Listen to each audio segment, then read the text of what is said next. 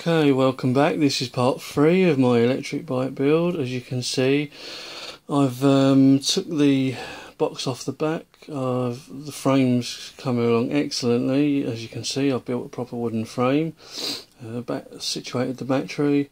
It's just a case of connecting everything, putting side panels on, putting sheet metal over to make it look metal.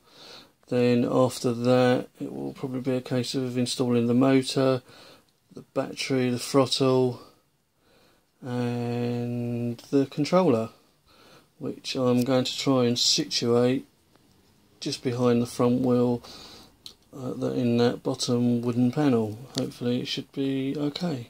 Thank you.